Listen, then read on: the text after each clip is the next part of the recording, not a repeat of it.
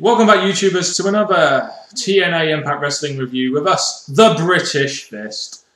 Gotcha. We put the fist in British and the British in fist, as you can see by the actions we do there. Make sure you guys subscribe up above, of course, like this video, and put your comments on TNA Impact Wrestling down below. And make sure you contact us in the links in the group box below. NJ, who are you? NJ. What's up? And who am I? Mr. Parkin. Thank you very much for that lovely introduction, NJ. Right, just after the Hardcore Justice pay-per-view, let's see how TNA got on in their first show, which potentially could hype their very important pay-per-view before Bound for Glory, No Surrender. And we start off with the typical Immortal promo. One thing I will say here, NJ, is we just got a new heavyweight champion at Hardcore Justice. Why did we not see our heavyweight champion open the show? Why do we have to have Immortal? What is TNA's incessant desire to give us Immortal in the opening promos every fucking week? Yeah, because Immortal, if you think back at the pay-per-view, they lost their match. Yeah. So I'm just thinking that, yeah, they probably had a lot to say about their loss, but the importance would have been Angle at this moment in time. Yeah, you know, in my opinion, if they had that segment they had with Angle as the opener, I would have really liked it. Do you know what I mean? We'll talk about that later, but basically they just talk about, Bully Ray talks about how Abyss has turned into a disgrace and all that kind of shit. And the whole thing was done so Immortal could attack Anderson, pretty much, wasn't it? I found it really sad because the way it was going, I thought it was going okay at first because they talked to Abyss, and Abyss did kind of mess up at the pay-per-view, but then it led to, sadly, picking on Anderson. They said that he was a great guy, he's a great wrestler, he's a good third person to face. Which he is. And he deserves to stay in Immortal, but then they went on attacking him, and then, I don't know, it's just that Anderson's my favourite wrestler in TNA, and to see him getting buried week after week is just not a good thing to see. Bully Ray announces the main event tonight, which is going to be basically Steiner, him, and Gunner versus Crimson in a Bound for Glory series match as the main event. So, yeah, they're announcing main events now. I guess, like, they had the whole bringing Bischoff into this. They said, like, Bischoff's disappointing Anderson and all this. So I'm thinking maybe it's more Bischoff who's made this match. But again, it's a 3-on-1 handicap match for the main event. Yeah, with Crimson's undefeated streak on the line, eh? So when we get to it, we'll have a lot to say. Yeah. And who did we have save the day for Mr. Anderson? We had D'Lo Brown and Al Snow. Wow, it was good to see those guys again. I guess they're a part of TNA, and again, at least they're doing something now. The only time I remember seeing those is when we watched our SummerSlam review series back in like 99, 98. And then we remember that stupid segment back when when D'Lo Brown was in a shot. Oh fuck that! I don't know. So yeah, that was pretty bad. So yeah, I don't know why they did this opening segment. It just buries Anderson a bit more. I don't really know the purpose of it. Maybe you guys can tell us in the comment section below. We don't really know. Move on to our first match then. It was a #1 contendership for the TNA Knockout Championship, and we have Mickie James versus Madison Rayne. My question for this is, if it's like WWE, why is Mickie James not automatically getting a rematch? Shut the words right out of my mouth, NJ. Why is she not getting a rematch? Why does she have to have a #1 contendership match? And why is it against Madison Rayne? Like, exactly. Why is it against... You know, fuck off, Madison Rayne. Mickie James versus Madison Rayne. Well, this was an obvious winner, really, wasn't it? We knew that Mickie James was going to win this. This match, like, out of the two knockout matches we had, this one was the worst. Yeah. There was just nothing flowing through it. There was botches, there was Madison Rayne is boringness. Typical botchy diva. Yeah, weren't a good match. So yeah, Mickie James wins. That's the most important thing, I guess. Let's move on to the next match then. Brian Kendrick versus Robbie E for the X Division Championship. Was it? I don't know. I don't remember. The commentators kind of confused me here. But we had Austin Aries on commentary, which is good. I think he needs to continue getting himself involved in the championship, so it's good that he was on commentary. And we know he's got great mic work as well, so he does well on commentary. Because kind of similar to the way WWE had Wade Barrett on a SmackDown a couple of weeks back. Yeah. The problem I have here is Robbie E. Now, Robbie E is a heel. He's one of the most annoying heels in the world, but not as a heel, just because he's fucking annoying. And I don't know why Robbie E is even on the TNA roster. He sucks, he can't wrestle, his gimmick is stupid, and I can't believe they were playing all this stuff with Cookie in this match. Just ridiculous. I found it quite horrible to watch because basically Cookie got involved by beating up. Cookie. Yeah, she got involved and started beating up Brian, and I just thought, oh, this is stupid. It was stupid. And then it just went on to Robbie E getting pinned by She has such a horrible shriek, doesn't she? Meanies, I'm staring at me! That's like Vicky Guerrero. That's like a mixture of Vicky Guerrero and Madison Rain. That's so true. But the whole thing about this Oh. is, as we're not going to really mention it. As well as this match, they got involved later with a flipping argument. I'm just thinking there was no need. They weren't needed. Just the match, and that was it. Kendrick keeps the title in a somewhat bad match in my. Just because you have Robbie E in there, he's such a bad worker, and Brian Kendrick isn't really much better, to be honest. So Kendrick keeps the belt. We kind of knew that would happen. Next, we got a good match: Beer Money versus AJ Styles and RVD versus Pope and Devon in a Bound for Glory series match. And we had Christopher Daniels on commentary saying that he wants a rematch against AJ Styles one more time. Will this lead to a program going into Bound for Glory? Will you want to see it? Well, the way AJ and Christopher Daniels are in a match, they're actually good. They actually work well together. So to have them having another match, again, at first I was thinking another match with these two, but the way they are, it definitely makes up for it. It would be a good program going into Bound for Glory, and it really would add that extra spice, and it really would allow them to improve on their match at Destination X, which I didn't think was their best match, but they could really improve on that. I'm really hoping to see this, but we'll focus on the match for the time being, and hopefully we'll hear more about this in the coming weeks. I thought this match was quite good. I enjoy these tag team matches, the Bound for Glory series matches, especially with Beer Money in it. You've got AJ Styles in there, Pope as well, and I did enjoy this match a lot. Best match of the night, in my opinion.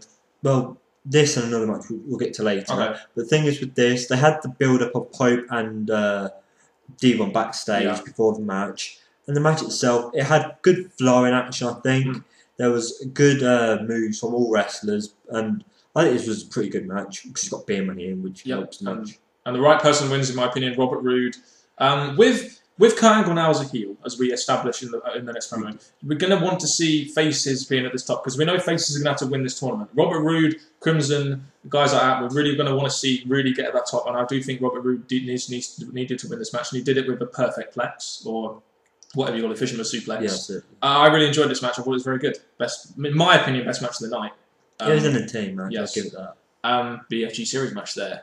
Next, we have a Kurt Angle segment. It's always good to see Kurt Angle in a segment. This is the segment we talked about having at the beginning. So this is what happened. Comes out to a series of boos, which I feel were very canned because I feel a lot of people still like to cheer for Kurt Angle, even though he did have his heel turn at Hardcore Justice. And this is what he explains about it. It explains why he did this to Sting. Yeah, he talks about being stabbed in the back by Dixie Carter, saying that Dixie would make him the centerpiece of the company and that he would have loads of young talent thrown at him and that he wants to take out all the young talent now to get back at Dixie. So, I'm guessing the way he spoke about taking out the younger talent is going to make future matches between him and the younger talent, I think, interesting because they're going to want to prove Angle that they're just as good as he is, but Angle's going to want to continue with this heel push that he's got. So it's good that we get a promo from our champion. I feel this definitely should have been the opener, but it's good that we get to hear from Kurt Angle about his win and everything because he kind of needs to be paraded out there as the champion on the show after Hardcore Justice. And the good thing about this is that with Angle's great promo, as he started going up the ramp, who comes up behind him? Sting with a baseball bat. Yeah, Sting appears on the ramp, goes to hit him with the baseball bat, but then all of a sudden, down, out comes Hulk Hogan and hits Sting with a chair. And at this point, I'm thinking, oh, it's on! Sting versus Hulk Hogan at Bound for Glory. That's very true. And the thing is, after commercial break, you see he's continued being up Sting, laying him out. Yeah. And there's a thing going on between Angle and Hogan, like they're like father and son, ain't they? They look like. So I'm guessing that there's going to be some kind of Angle getting involved with Immortal, maybe, or just Angle and Hogan versus. It was funny because Angle started touching Hogan's man boobs and all that kind of stuff, and it was just like, oh, such man love there, wasn't it? There was a lot of it there. So I'm just quite interested. As much as I don't like Sting and Hogan that much, I look forward to see which direction they're going with this. Yeah. So is Angle now an Immortal, or is he with just the line with Hogan? Do we really know? Hopefully this will be made more clear. That's true. So later on. Next we had a knockout tag match. ODB and Miss Jackie getting Bischoff's opportunity versus Miss Teschmacher, now known as Brooke Teschmacher, and Tara. Your thoughts? This is the match I was waiting for, because it's better than the first knockout match we had. Definitely. This match went on, I think, longer. Good time, yeah. It had good wrestling from all the divas, which I'm quite surprised because 2 of them weren't meant to be there. But with this Hogan involvement, with the Bischoff involvement, sorry, they're actually here and they put on a quite decent match, I think. Yeah, I feel the right people had to. Brooke and Tara had to win this match just because they're supposedly in the company. I don't know about Teschmacher getting the pin. I'd rather see Tara. I'd have believed it more if Tara got the pin, but I thought it was a good match. Very similar to. It's very similar quality to the match we got at Hardcore Justice, in my opinion, which I wasn't expecting to be very good. What are they going to do with ODB and Miss Jackie now, though? That's just, I don't know. I'm thinking they're going to probably continue being this heel tag team and probably renew their contract and stay on. Yep. So good match there. Leads us on to the this little promo backstage we had with Bischoff announcing that there's going to be an X Division. Yay! And you get all the new talents there because TNA have signed a load of new talents recently. And then it was the whole Bischoff being happy with the Biff for screwing this up. So he said, with him out the way, now we've got this whole X Division part of TNA now.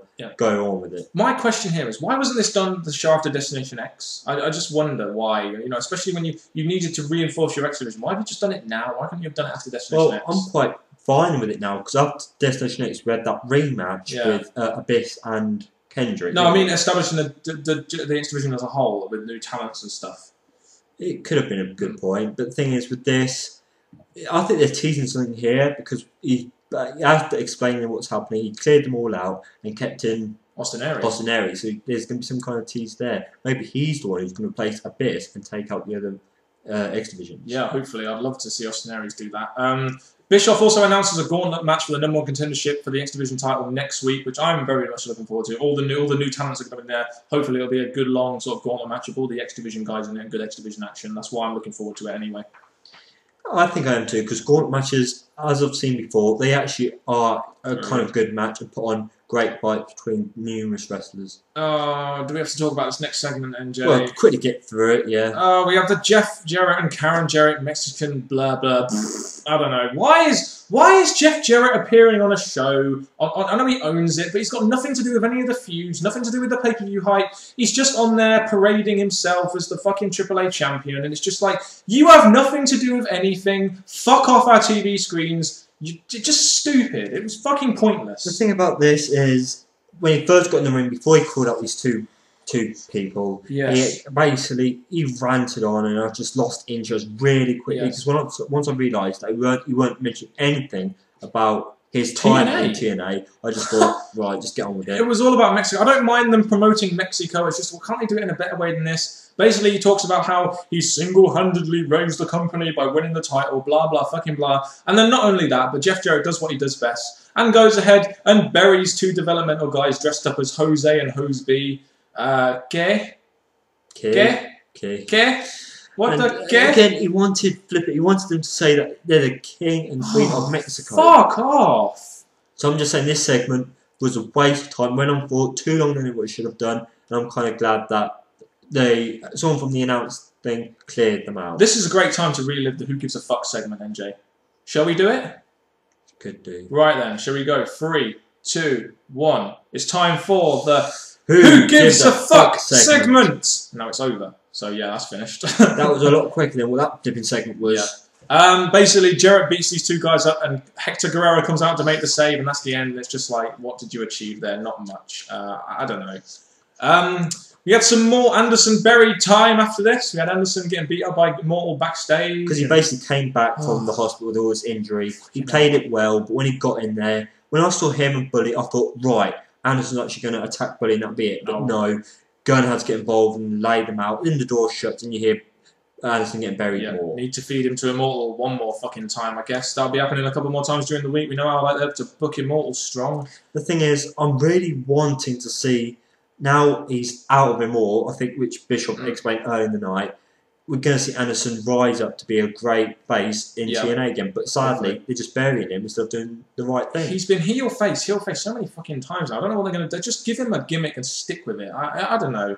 Main event time? Should we move on to the main event? Let's go to the main event. Right, main event was a Bound for Glory series match between Crimson, Bully Ray, Steiner, and Gunner. So basically, it's Crimson versus Immortal. We have Matt Morgan on commentary. Your initial thoughts, NJ, of this match? Okay, what I'm going to say straight away is as soon as I heard a handicap match, I thought, really, why do we need this? Yes, it's going to show you Crimson's strength and power and all that. But against 3 members of Immortal, why? Yeah, I mean, especially when Immortal have just taken out Mr. Anderson, you wondered to yourself, Crimson's obviously going to win this because he's got an undefeated streak, but is it believable when he goes against 3 of those guys? Why don't they just stick him in a singles match with Gunner or Bully Ray or even Steiner? Why don't you just do that and have them to a ringside? I don't get it. It's just...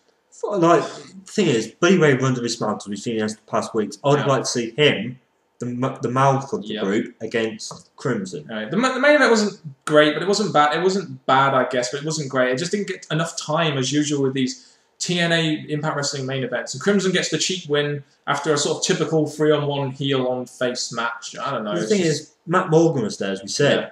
He didn't really do it. He weren't hardly there. Yeah, he was on commentary, but he didn't actually get involved. No, I guess he's got the injury, isn't he? So. I know, but I'm just thinking, what's the point of having there if you weren't actually going to do anything? He's the Bound for Glory Series match analysis guy. But, talk about him, I think he should be higher up. So hopefully, as he's took this cut of his arm, he actually does get more involved and get his points. I do feel a comeback coming, because that promo he did really was the one that made me believe that he's going to win this, because it showed it actually meant something to him. That's why I thought he might come back and carry on. I'm hoping he does. And then after the match, we have Angle attacking Crimson from behind, burying his first young talent, so to speak. Is this a tease or what we're going to get about for Glory? Angle versus the winner of the tournament, Crimson. Well, there was a big thought of that because he is the highest in the leaderboard, and with each win, he's just getting more and more points to go further up. But I'm hoping maybe they're going to tease someone else getting there, but at the moment, it does look like it's going to be Angle versus Crimson. Yep. So you're kind of teasing something there with Angle and maybe teasing for something in the future with Angle and Crimson. Your overall thoughts on the show tonight, MJ? On the show, okay. The good points about it was that we had good, I'll say, a good follow-on from the pay-per-view. We had good mention of Sting and Angle. Yep. We had a good flow-on for Brian Kendrick. Styles and Daniels. There was good flow-on. Triangle, definitely. But the bad thing is, Jarrett. There's the backstage segments, some of them were just like, not really needed. There was the Brian Kendrick match, which I just thought, that was stupid. It really weren't that exciting. And the one thing I'm going to mention is that damn weird hair wrestler that does not actually belong in TNA. Eric Young. Fuck off, Eric Young. Yeah. Just stay with that. Just get your camera and show it up your own ass. I don't know. My thoughts on TNA this week. It was a very average show. It folded off on the pay-per-view okay, I guess. There was 2, maybe 3 good matches on this. I don't really know what to say about this show. My overall thoughts are it was a C show, very, very average in my opinion. The main event wasn't great. A very average show. Why do we have to see Jarrett? I don't know. It's got nothing to do with any hype. They've got a number 1 contender now for the Knockout Championship going into No Surrender, so I guess that's okay. Just a C show. A very average show in my opinion. I'm going to say, as it did give us some feeling following on from the pay-per-view, and as it gave us future matches, I'm going to give it a C+. Okay then, that's been our thoughts on the TNA Impact Wrestling for last night or the night whenever you're watching it. Make sure you leave your thoughts because we want to hear your thoughts in that comment section down below, right down there. And that has really been it from us. I am Mr. Parkin, and this guy sitting next to me is the Right and Honourable MJ. What's up? Thank you very much for watching once again, guys, and goodbye.